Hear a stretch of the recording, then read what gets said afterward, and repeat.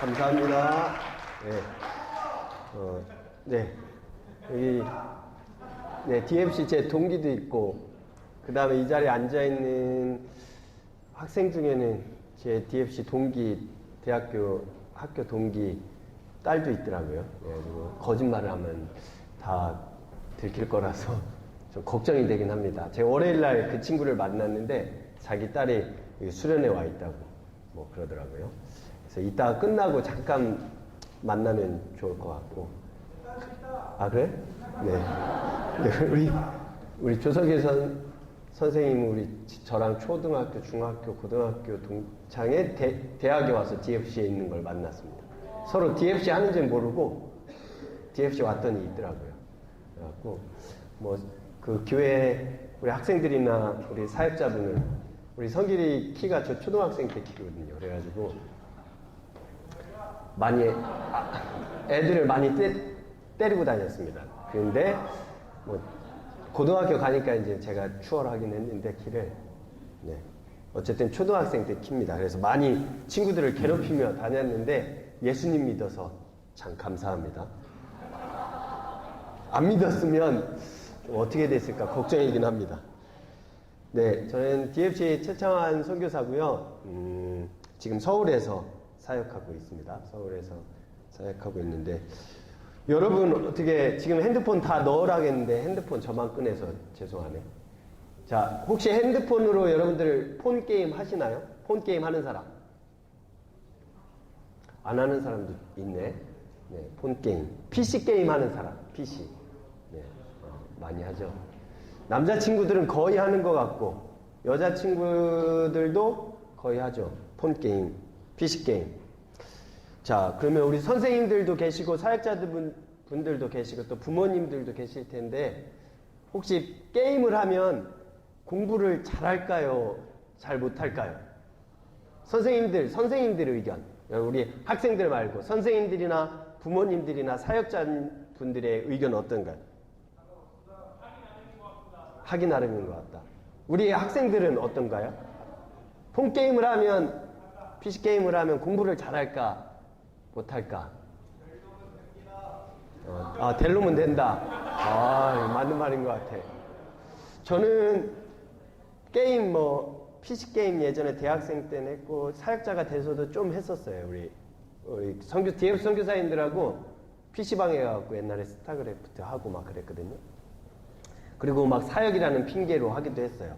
학생들이랑. 제가 이제 3, 4학년 때 우리 1학년 학생들 DFC로 꼬드기기 위해서 뭐 농구하고 축구하고 목욕탕 갔다가 남자들 주로 그렇게 하고 PC방에 가서 막 2시, 3시까지 뭐 같이 PC게임 해주고 뭐 했었는데 뭐 저희 부모님 세대는 그렇죠. 게임을 하면 잘 못한다고. 근데 제가 대전에 있을 때까지만 해도 그랬거든요. 예전에 대전 DFC에 있었는데 게임을 하면 공부를 잘 못할 거라 생각했는데 서울에 가서 그 생각이 싹 깨졌습니다.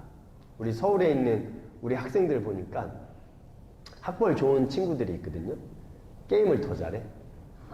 뭐 의대 다니는 친구도 그렇고 뭐 고대 다니는 친구도 그렇고 보면 게임 레벨이 거의 상위 레벨에 있어. 그래서 게임을 한다고 공부를 못하는 건 아니다라는 생각을 갖게 됐어요. 그 친구들도 그래요. 그들이 한 친구는 고대 다니는 친구인데 이제 졸업을 앞두고 있는데 자기는 게임을 하기 위해 공부를 한대.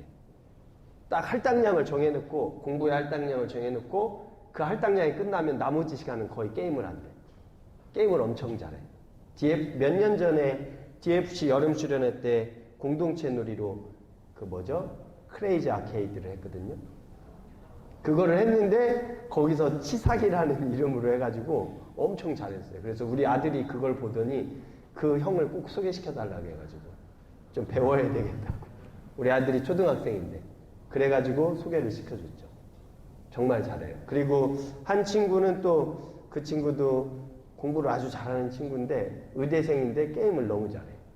게임을 너무 잘해가지고 우리 아들이 또 소개시켜달라고 해가지고 저희 집에 데리고 와서 저희 집에서 닌텐도로 이렇게 게임을 했어. 근데 한 번을 안 져주더라고. 다 이기더라고. 다 이기던 우리 아들도 이제 승부욕이 붙어서 다음에 또 하자고 했는데 그 친구한테 물어보니까 지금 한두 번은 져줄 수 있지 않느냐? 그랬더니 져주면 안 된대. 져주면 애들이 이렇게 올라오지 않는데, 승부욕이 생겨야, 이겨야 되겠다는 의지가 있어야 열심히 해서 게임을 더 잘하게 된다고 하더라고요. 어쨌든 우리 선생님들이나 부모님들, 우리 학생들이 폰 게임을 한다고 해서, PC 게임을 한다고 해서 뭐 그렇게 공부를 못하는 건 아닙니다. 신앙생활도 조금은 그렇습니다. 그런데 동일하게 그런데 그 친구들이 이야기하는 게 있어요. 게임을 자체를 한다고 해서 문제되는 건 아니라고. 그런데 중요한 거는 공부든 게임이든 자기가 그것을 스스로 통제할 수 있어야 된다고 이야기는 하더라고요. 부모님이 통제해서는 절대 안 된다고. 그래서 자기 스스로 통제할 수 있도록 방법을 좀 부모님들이나 선생님들이 자기들 경험으로 볼 때 그게 중요하다고. 부모님들이 뭐 무조건 통제하면 한계가 있다고 이야기를 하더라고요. 어느 순간 자기가 결단을 하고 자기 스스로 게임을 끊으라는 게 아니라 게임을 하더라고요. 뭐 그렇게 하면서도 어느 날은 밤새 게임을 할 때도 있대요. 그 스트레스를 풀기 위해서. 공부로 쌓인 스트레스를 풀어야 되니까. 뭐 이런 것들이 습관이죠. 습관을 잘 만들어줘야 된다. 뭐 그런 이야기를 하더라고요. 왜 이런 이야기를 하냐면, 여러분들 우리의 삶에 있어서 우리의 인생을 만들어가는 데 있어서 하나님이 쓰시는, 뭐 이번 수련회 웨이메이커로 돼 있죠. 우리의 인생을 만들어가는 데 있어서 하나님이 중요하게 쓰시는 게 있는데 뭐냐면 우리의 습관이라는 거예요. 습관을 통해서 하나님은 우리의 인생을 만들어 가십니다. 그리고 또 한 가지는 우리가 속해 있는 공동체를 통해서 또 하나님은 우리의 인생을 만들어 가세요. 우리는 보통 인생은 자기 스스로 만들어가는 것이라는 잘못된 착각 속에 들어갑니다. 근데 인생은 절대로 혼자 만들어갈 수는 없어요.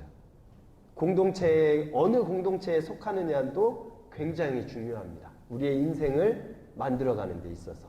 그리고 또 한 가지, 개인에게 있어서는 여러분들 2박 3일 동안에 아무리 은혜를 받는다 할지라도 삶에 돌아가서 습관이 바뀌지 않으면 여러분들의 인생은 크게 바뀌지 않습니다.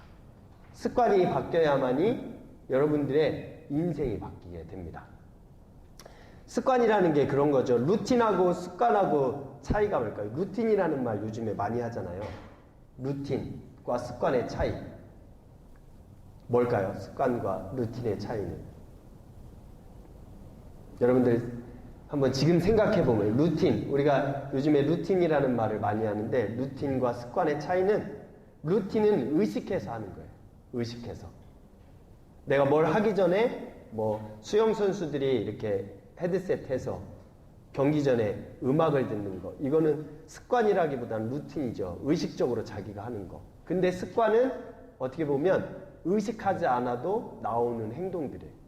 우리의 인생을 만들어가는 데 있어서 이 루틴을 통해서 이제 루틴이 어느 정도 쌓이면 나중에 습관이 되기도 하는데, 루틴보다 더 중요한 거는 우리의 삶의 사소한 습관들을 어떻게 하느냐가 굉장히 중요하죠. 자, 그러면 여러분들의 삶의 루틴 중에 하나가 뭐죠? 일상에 돌아가면 여러분들이 의지적으로 하는 것도 있는데 여러분들의 의지와 관계없이 하는 여러분들의 루틴이 있죠. 뭐죠? 삶에 돌아가면 제일 많이 하는 게 뭐죠, 여러분들? 게임을 제일 많이 하나? 공부 제일 많이 하잖아요. 그죠? 여러분들 의지적으로 여러분들이 공부를 하기도 하는데 여러분들의 의지와는 관계없이 공부를 하잖아요. 그죠? 부모님이 시켜서, 아니면 선생님들이 시켜서 공부를 하죠. 저희 집에 애들이 좀 많은 편입니다. 저희 집에 애가, 첫째가 아들이 있고 둘째가 딸, 셋째가 딸, 그리고 막내가 아들, 이렇게 넷이 있어요. 그래서 저희 아내가 좀 일찍 결혼했거든요. 저하고 일찍 결혼했는데 25세 했어요. 25. 여기 있는 우리 대학생, 우리 교육과장들 중에는 1, 2년 후에 우리 아내 결혼한 거로 하면 내년에 결혼해야 될 사람도 있을 거예요. 근데 25에 결혼했는데 우리 아내가 막내를 낳으러 이제 병원에 갔는데 2019년에 낳았거든요. 그때가 34이었나? 이제 산부인과에 애 낳은 엄마들하고 같이 있잖아요. 그러니까 보통은 34, 5에 요즘에 첫 애를 낳거든요. 그러니까 이렇게 모여서 얘기하는데 첫째냐 물어보니까 아니라고 하니까 둘째냐 라고 하니까 아니라고 셋째냐 하니까 아니라고 하니까 거의 경악을 했다고 하던데 넷째 낳으러 왔다 뭐 그러니까 엄청 놀랬다고 하는데 넷이 있는데 넷도 보면 오늘도 제가 오늘 아침에 떠나기 전에 아이들한테 방학이거든요. 정말 방학이 곤욕스럽습니다. 부모님들에게. 여러분들도 부모님들의 고충을 알아야 돼. 아침 그 방학 동안에 집에 있는데 저희 아이들은 학원을 아무것도 안 다녀요. 그러니까 집에만 있으니까 집에만 있고 바깥에 놀다 보니까 제가 요번 주 어제 월요일에 3시까지 집에 있었는데 휴가라서 집에 있는데 아침에 일어나서 밥 먹고 간식을 달라고 하더라고요. 간식을 주고 그러더니 한 30분 공부하고 나오더니 쉬는 시간이래. 공부 좀 더 해라 했더니 학교에도 뭐 40분 공부하고 보통 쉰대. 그래서 그래라 했더니 집에서도 그거 해야 된대. 해서 그렇게 하더니 또 점심 먹기 전에 아이스크림을 달래. 그래서 밥 먹어야 되지 않냐. 밥은 지금 아이스크림도 먹어야 되겠대. 12시에 점심을 먹고 나서 또 이제는 과일을 달래. 과일을 줬어. 3시쯤 됐더니 또 공부는 언제 하냐 했더니 이거 먹고 하겠대. 또 먹을 걸 달래. 그래서 먹을 걸 줬는데 경제적으로 학교에 다니는 게 굉장히 좋은 것 같아요. 식비하고 간식비가 너무 많이 들어요. 방학 때. 정말 방학 때마다 아내하고 생활비를 하는데 방학 때가 되면 식비가 2배 이상이 들어가요. 쌀이 없어지는 게 보이기도 하고 냉장고를 하루에 도대체 몇 번을 여는지 집에 하루 있는데 너무 많이 자주 열어가지고 근데 어쨌든 뭐 공부를 하라고 해도 잘 안 하더라고요. 잘 안 해요. 거의 공부해라 이야기하는데 거의 둘째, 셋째는 안 하고 우리 둘째, 셋째가 막내를 너무 부러워해요. 아무것도 안 하거든요.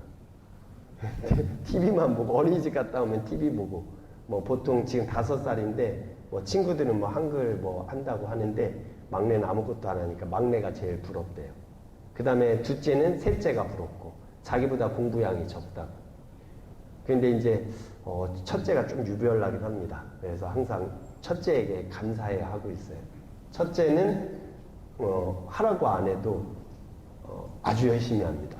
아침에 일어나면 9시부터 11시까지 방에 들어가서 공부를 하더라고요.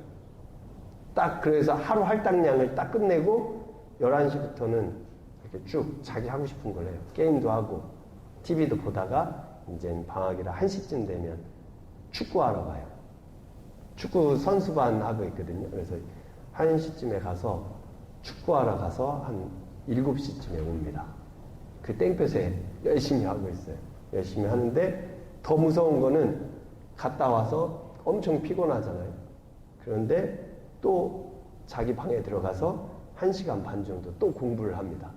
심지어 부모인 저랑 저희 아내가 축구하고 오면 너무 힘드니까 하지 마라 하는데 들어가서 공부를 해요. 그래서 서로 날 닮았다. 그러고 있는데 주변에서는 절대 닮지 않았다고 얘기를 합니다. 좀 제가 봐도 독합니다. 애가 너무 독해가지고 그렇게 힘들게 땡볕에서 뛰고 막 4시간 5시간 하고 와서도 끝낼 때까지는 자지는 않아요. 그래서 감사하긴 해요. 그래서 둘째하고 셋째는 항상 오빠에게 비교를 당하는데 자존감이 높고 자아가 잘 형성됐는지 항상 얘기하는 게 있어요. 둘째하고 셋째가 오빠는 오빠고 나는 나다 하면서 오빠 하는 것처럼 하라고 하지 마라.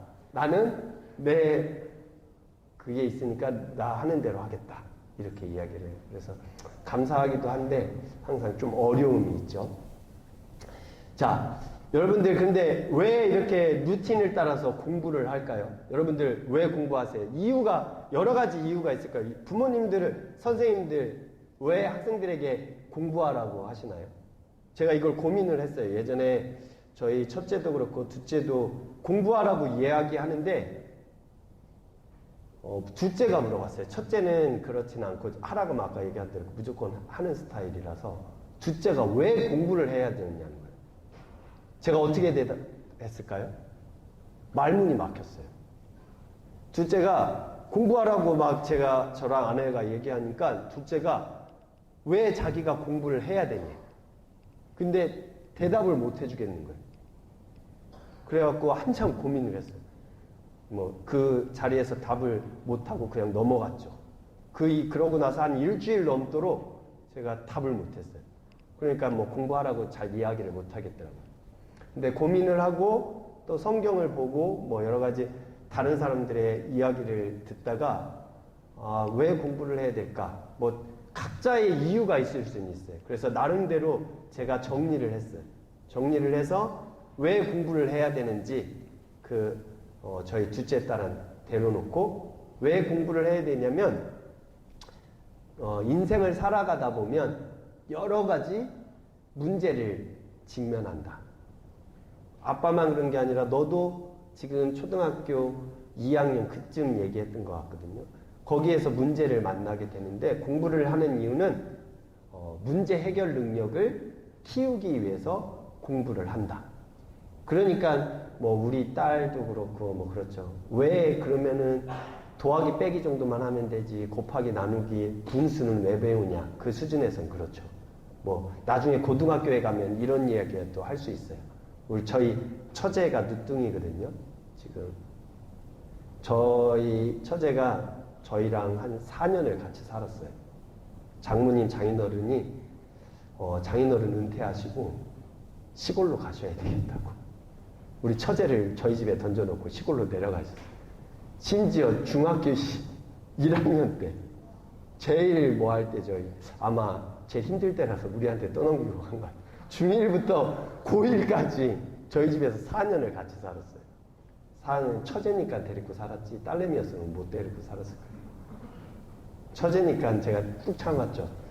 학교 9시에 가야 되는데 8시 40분 50분에 일어납니다.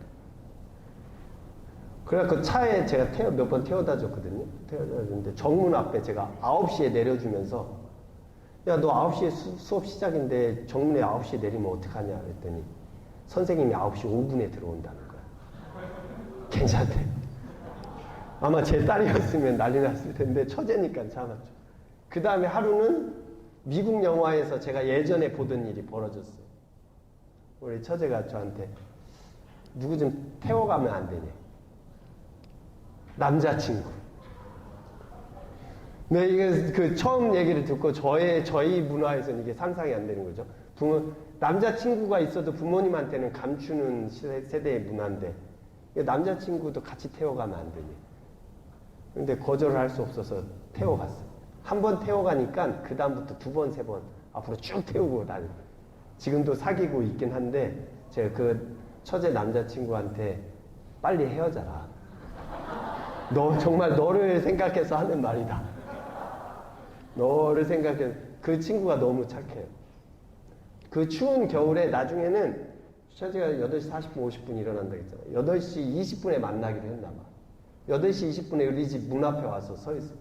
나중에 너무 미안해가지고 그 추운 데 서 있으니까 나중에는 집에 들어와 있으라 그랬어요. 들어와서도 2, 30분을 기다려야 되니까. 근데 그래서 헤어지라고 했는데 아직까지 안 헤어지고 잘 만나고 있는데 저희 와이프랑 그 남자친구한테, 처제 남자친구한테 잘 생각해봐라. 너가 몰라서 그런데 방을 한번 보면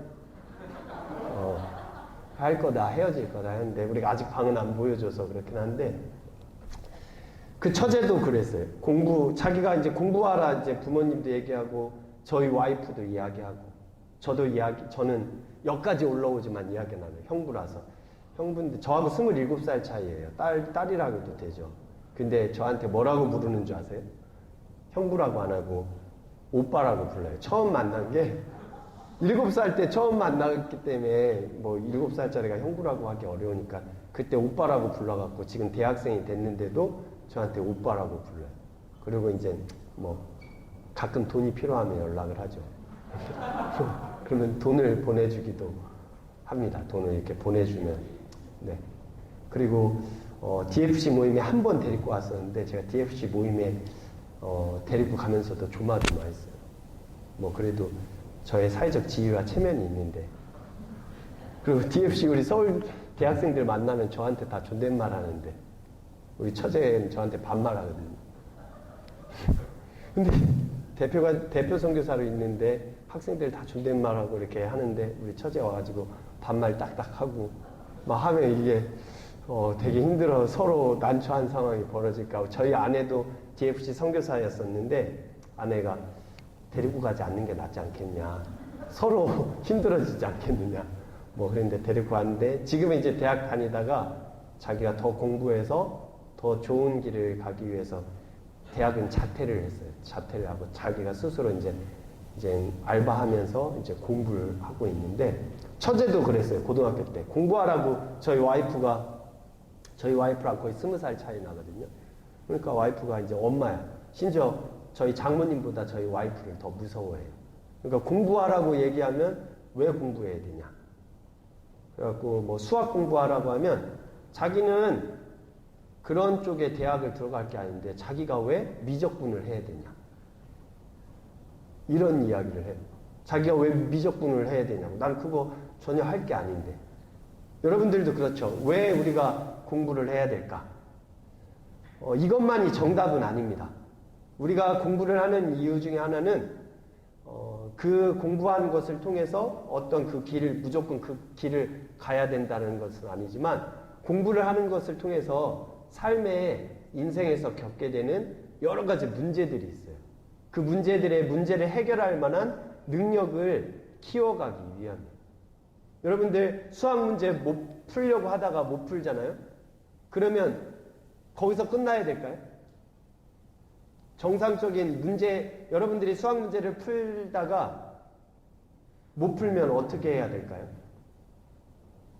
여러 가지 방법이 있어요. 하나하나 방법만 있는 건 아니에요. 뭐냐면 답안지를 볼 수 있어요. 해설집을. 또 수학 문제를 잘 푸는 사람한테 가서 가르쳐 달라고 할 수도 있어요. 이렇게 문제가 직면하면 자기 스스로 이것을 자기가 할 수 없는 일이면 누구에게 도움을 청하든 아니면 인터넷 검색을 하든 여러 가지 방법을 찾아야 됩니다. 근데 여러분들 요즘에 좀 여러분들 나 때는 이야기해서 그렇지만 요즘에 조금 여러분들에게 있어서 부모님들의 문제예요. 어떻게 보면 여러분들의 문제가 직면하면 대부분의 문제를 여러분들이 푸나요? 아니면 부모님이 해결해 주나요? 대부분은 부모님이 해결해 줍니다. 학원을 가는 것도 여러분들이 결정하지 않아요. 내가 공부하면서 수학이 부족하면 부모님한테 수학 학원을 보내주세요. 아니면 내가 수학이 좀 안 되니까 수학 과외 선생님을 붙여주세요. 이렇게 해서 과외를 하거나 학원을 다닌다면 그거는 정말 좋은 경우. 대부분은 여러분들의 부모님이 판단을 하죠. 여러분들의 수학 성적을 보고 여러분들이 수학에 대한 어떠한 생각이 있는지 그런 건 물어보지 않고 수학 성적이 70점, 60점이니까 넌 수학학원 가야 돼. 문제를 직면했을 때 그 문제를 어떻게 풀어가야 되는가에 대한 고민을 스스로 하지 않고 부모님이나 선생님이 대부분 해줍니다. 여러분들 서울대에 다니는 친구들의 1학년 때 예전에 기사로 나온 거거든요. 서울대에 다니고 있는 학생들의 1학년 때 수강 신청을 부모님이 해주는 학생들이 10%가 넘는데요.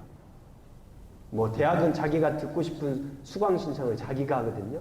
근데 서울대까지 들어갔는데 대학교 1학년 때 여러분들 수강 신청을 부모님이 해줘요. 심지어 서울대에 들어갔는데 뭘 하는 줄 알아요, 여러분들? 과외를 받습니다. 돈을 내고 서울대 학생이 자기가 공부하는 것을 선배에게 과외를 받아서 공부를 해요. 왜 그럴까요? 중고등학교, 초등학교 때부터 그렇게 자라와서 그래요. 어떤 문제가 있으면 자기가 스스로 뭔가를 해결해 보려고 하고, 공부를 한다라는 것이 어떻게 보면 그 문제를 스스로 풀어가 보려고 노력을 하는 거잖아요. 근데 그게 아니라 여태까지 그냥 문제가 직면하면 나보다 잘 가르쳐 주는 사람이 와서 그냥 문제를 푸는 방법을 가르쳐 주고 그대로 따라하고 그렇게 하기 때문에 문제 해결 능력이 굉장히 부족해요. 여러분들이 왜 공부를 해야 되냐면 여러분들의 삶에 있어서 인생에 있어서 앞으로 여러 가지 문제가 있어요. 그 문제를 해결하는 데 있어서 바로 문제 해결 능력을 키우기 위해서 공부를 해야 됩니다. 그리고 또 한 가지 여러분들이 왜 공부를 해야 되는 이유가 있는데 왜 공부를 해야 될까요? 요즘은 부모님들 이런 얘기는 별로 안 할 것 같은데 혹시 들어봤나요? 여러분들 왜 공부를 해야 될까요? 부모님들이 뭐라고 이야기하나요? 여러분들에게 공부하라고 이야기하면서 에? 너 인생이야. 그리고 너 잘 되라고 하는 거야. 부모님들이 잘못 가르쳐 주고 있어요. 그러니까 제대로 문제 해결 능력이나 아니면 공부를 해야 되는 방향성의 문제가 아주 심각합니다. 여러분들 여러분들의 인생이기 때문에 공부하는 거, 여러분들 잘 되려고 공부하는 건 잘못된 거예요. 여러분들 공부하는 이유는 우리가 옛날에 그랬죠. 우리 부모님, 저희 부모님도 그랬어요. 저한테 공부하라고 하면서 공부해서 남 주냐? 너 위한 건데. 너 위해서 학원 보내주고 과외 보내주는데, 과외 시켜주는데. 여러분들 공부는 나를 위해서 많이 하는 게 아닙니다. 공부는 남 주기 위해서 공부하는 거예요. 다른 사람을 도와주기 위해서 공부하는 거예요. 공부하는 건 내 인생을 위해서만은 아닙니다. 여러분들 우리의 인생이 내 거라는 생각을 가져서는 안 돼요. 그러니까 내 인생이 내 거라는 생각이 있으니까 문제가 직면하면 제일 많이 하는 예전에 문제가 있었던 게 자살의 문제죠. 내 인생이니까 나만 죽으면 모든 게 끝나는 거예요. 근데 나만 죽는다고 끝나진 않습니다.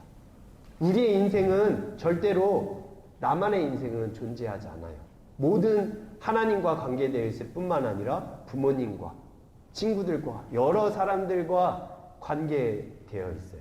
사람은 그래서 하나님이 세상을 창조할 때 어떻게 창조하셨냐면 남자와 여자로 창조하셨죠. 그냥 사람으로만 만들지 않고 남자와 여자라는 관계, 이 관계는 공동체성은 되게 중요해요. 여러분들 앞으로 공부를 하더라도 여러분들을 위해서도 공부해야 되지만 부모님을 위해서도 공부해야 되고 그리고 친구를 위해서도 그리고 얼굴 모를 또 다른 사람들에게 도움을 주기 위해서 공부를 해야 돼요. 여러분들이 가진 지식을 여러분들만 갖는 게 아니라 다른 사람하고 나누어야 돼요. 제가 DFC 선교사를 하고 있는데 저를 대학교 때 성경 공부해주고 지도해주던 DFC 가지장이 있어요.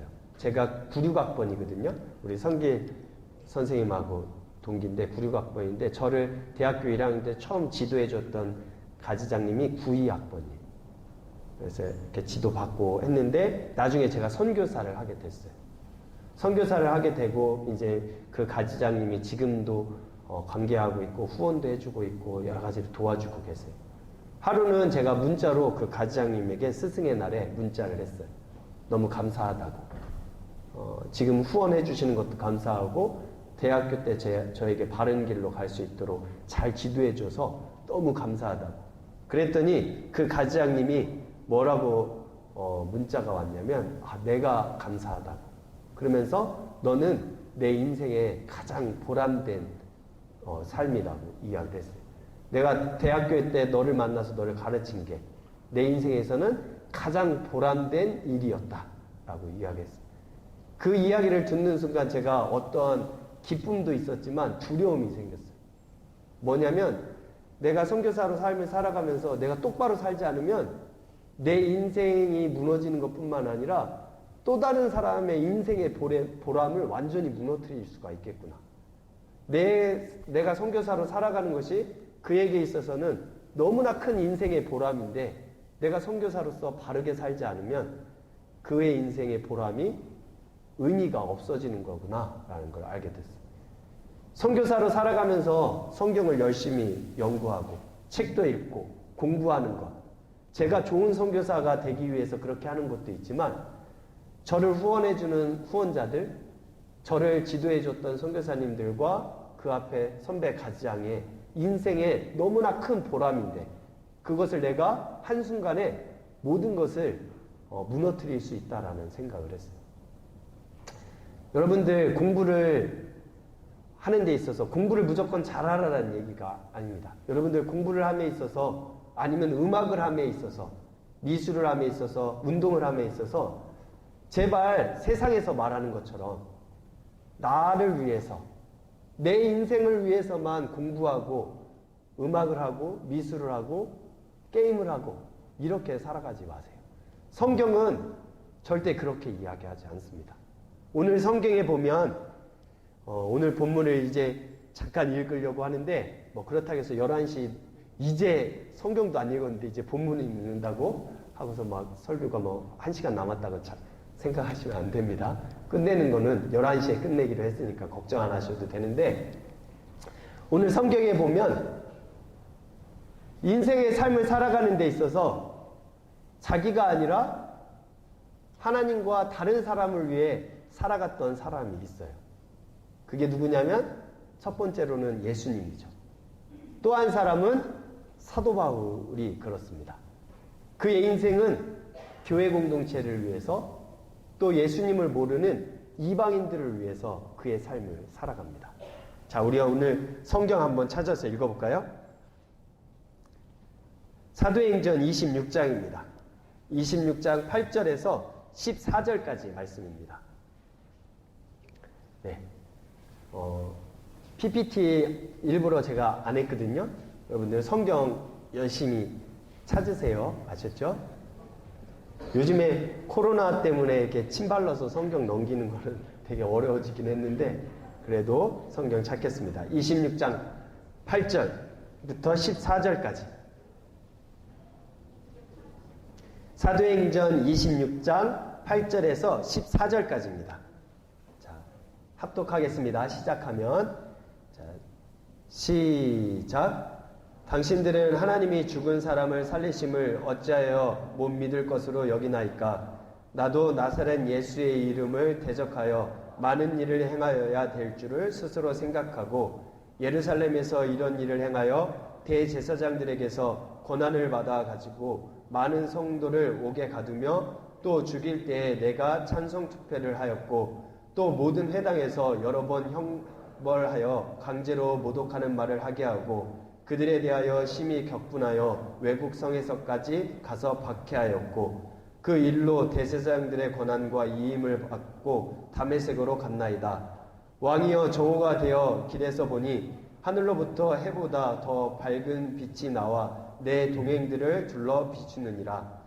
우리가 다 땅에 엎드려짐에 내가 소리를 들으니 히브리 말로 이르되 사울아 사울아 내가 어찌하여 나를 박해하느냐. 가시체를 뒷발질하기가 내게 고생이니라. 아멘. 사도행전 26장을 다 읽어야 되는데 다 읽을 수가 없어서 중간만 이렇게 읽었습니다. 사도 바울은 오늘 이 사도행전에 보면 총독, 로마의 총독 앞에서 그리고 아그리빠 왕이라는 사람 앞에서 자기의 인생을 통해서 인생을 간증하면서 복음을 전합니다. 그런데 이 사도 바울의 상황이 어떤 상황이었냐면 사도 바울이 복음을 전하다가 유대인들에게 이렇게 공격을 받아서 옥에 갇히게 됐어요. 옥에 갇히면 최대한 옥에서 풀려나도록 변호를 하거나 자기가 잘못 안 했다라는 것을 변증을 해야 되는데 바울은 옥에 갇힌 상황에서 자기를 변호하지 않고 그것을 어떤 기회로 삼냐면 예수님을 전할 수 있는 기회로 삼아요. 그러면서 이 사도행전 26장을 쭉 보면 25장, 26장을 보면 자기의 걸어온 인생을 간증을 합니다. 예수님 믿기 전에 자기가 어떻게 살았고 예수님 믿은 이후에 어떻게 살았는지에 대해서 쭉 이야기하면서 뭐라고 이야기하냐면 로마의 총독인 베스도와 아그리빠 왕에게 그러니까 당신들도 예수님을 믿으십시오 라고 이야기해요. 그러니까 아그리빠 왕과 총독 베스도가 바울한테 야, 너 미쳤냐? 지금 네 상황에서 나한테 예수님을 믿으라고? 지금 우리가 너를 살릴 수도 있고 죽일 수도 있는 상황인데 너를 어떻게 할 수 있는 건 우리야. 그런데 바울은 나를 좀 풀어달라고 이야기하는 게 아니라 풀어달라는 말은 한마디도 하지 않고 그의 인생을 간증을 해요. 내가 이렇게 살아왔습니다. 그리고 예수님을 믿었더니 또 이런 삶을 살았습니다. 그러니까 당신들도 예수님을 믿으십시오 라고 이야기해요. 총독 베스도와 아그리빠 왕의 입장에서는 그렇죠. 야, 너의 인생을 보면 패배한 인생 아니냐. 지금 옥에 갇혀서 죽을 날이 오늘 내일일지 모르는 이런 상황인데 너를 보면서 누가 예수님을, 그 예수라는 사람을 믿을 수가 있겠느냐. 그런데 바울은 그런 말에, 그런 협박이나 어떤 말에 굴하지 않고 자기 인생을 이야기하면서 자기 인생 속에서 역사하셨던 예수님과 하나님을 이야기하면서 예수님을 믿으라고 이야기합니다. 자, 바울은 어떻게 보면 예수님을 믿기 이전에는 자기를 위한 삶을 살았어요. 율법적으로나 여러 가지로 많은 것들을 가졌어요, 바울은. 그런데 예수님을 믿은 이후에는 여러분들 신약 성경을 바울이 밝혀진 것만 13권 정도를 썼거든요. 바울의 그 쓴 성경들을 보면 바울의 인생은 자기를 위한 삶을 살지 않아요. 그 이후에 공부를 하든 먹든지 마시든지 하나님의 영광뿐만 아니라 다른 사람을 위해서, 심지어 자기 동족이 아닌 이방인들을 위해서 삶을 살아갑니다. 여러분들, 예수님을 믿는다라는 것, 예수님을 믿는다라는 것에 있어서 가장 큰 차이점 중에 하나는 세상은 끊임없이 우리에게, 여러분들에게 앞으로 중학교, 고등학교, 대학교 수많은 사람을 만나면, 심지어 저도 그렇습니다. 저도 그런 과오를 범하는데 예수님을 믿는 부모님과 사역자들과 선생님들도 때로는 우리를 위한 인생, 나를 위한 인생을 살라고 이야기해요. 근데 성경은 끊임없이 우리의 인생을 내가 아니라 하나님뿐만 아니라 믿는 사람들, 그리고 심지어 믿지 않는 자들을 위한 인생을 살아가라고 이야기하는 것이 성경입니다. 왜 공부해야 되냐면 우리 그리스도인들은 하나님의 영광으로 내세워서 결국은 나를 위한 삶을 살아가는 게 아니라 하나님의 영광뿐만 아니라 다른 사람을 위해서 공부를 해야 돼요. 내가 가진 지식을, 아니면 내가 가진 돈을, 내가 가진 무엇인가를 다른 사람들에게 나누며 살도록, 그것이 참된 그리스도인의 모습이고 하나님이 원하시는 모습이죠. 자, 그런데 너무 걱정하지 않아도 됩니다. 저와 여러분이 예수님을 믿는다면 또 하나님이 하실 일인데, 우리 성경 한번 찾아볼까요? 요한복음입니다.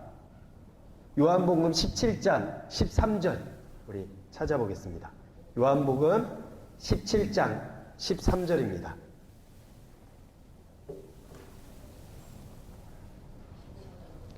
요한복음 17장 13절. 다 찾았죠? 우리 같이 읽겠습니다. 시작. 지금 내가 아버지께로 가오니 내가 세상에서 이 말을 하옵는 것은 그들로 내 기쁨을 그들 안에 충만히 가지게 하려 함이니라. 네, 여기서 이 예수님의 기쁨이 무엇일까요? 예수님이 기도하신 거거든요. 뭐라고 기도하셨냐면 내 기쁨이, 예수님의 기쁨이 예수님을 믿는 제자들에게도 있었으면 좋겠대요. 이 기쁨이 뭘까요? 요한복음 17장을 다 읽어보면 알 수 있는데, 이 예수님의 기쁨은 뭐냐면 제자들을 살리기 위해서 자기가 십자가에서 죽는 게 기쁘대요. 우리를 구원하기 위해서 자기가 십자가에서 죽는 것이 너무 기쁘대. 그러면서 예수님이 뭐라고 기도하셨냐면 이 예수님의 기쁨이 우리들 안에도, 예수님을 믿는 자들 안에도 있었으면 좋겠대요. 자, 우리 성경을 한번 또 찾아볼까요? 이 예수님의 기도가 응답이 됐는지 안 됐는지. 우리 빌립보서입니다. 2장 17절에서 18절. 자, 빌립보서 신약 성경입니다. 2장 17절에서 18절입니다.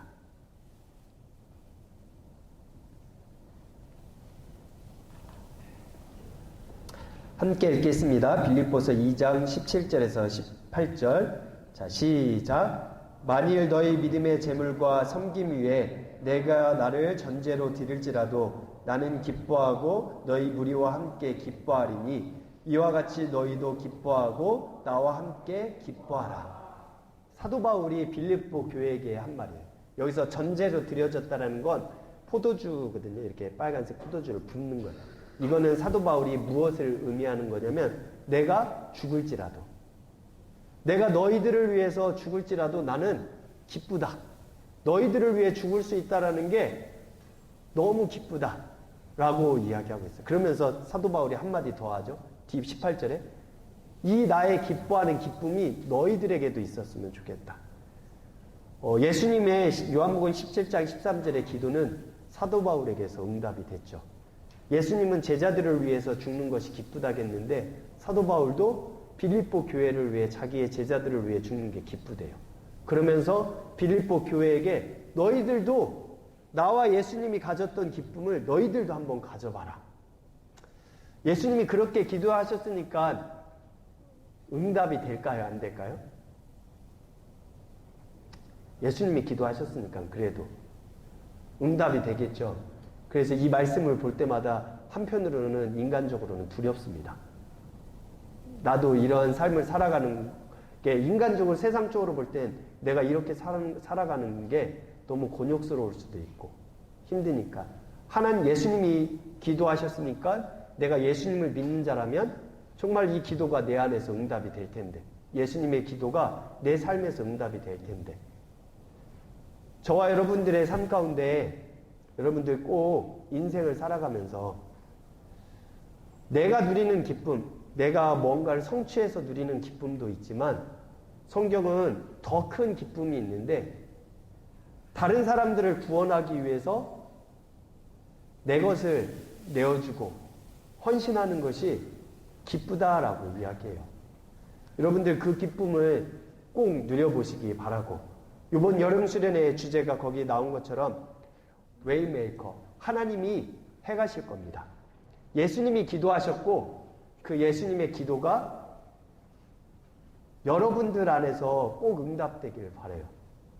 예수님을 믿는 자라면 두려운 마음도 있겠지만 결국은 하나님께서 여러분들의 인생 가운데 그 기도에 응답하셔서 여러분들의 인생을 그렇게 만들어 갈 겁니다. 부족하지만 선교사로서 저도 사도 바울이 베스도 총독과 아그리빠 왕에게 이러한 말을 하거든요. 사도행전 26장 29절에 보면 이런 말을 해요.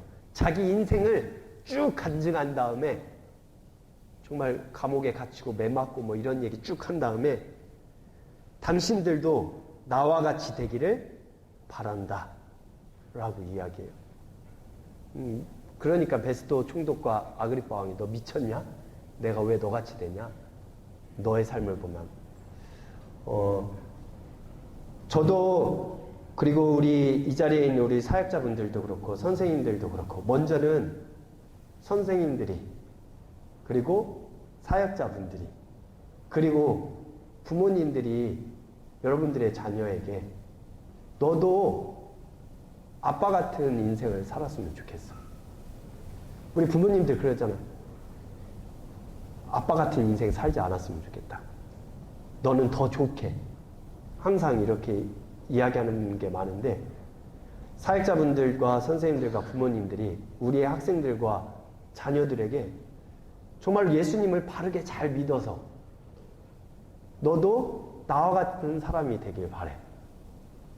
선교사로서 후배 선교사들을 바라보며 때로는 이런 말을 하고 싶은데 삶이 좀 받쳐주지 않아서 그렇게 말하는 게 힘들 때도 있지만 가장 좋은 거는 후배 선교사들에게 너도 나와 같은 선교사가 되었으면 좋겠다 라고 권면할 수 있는 거겠죠.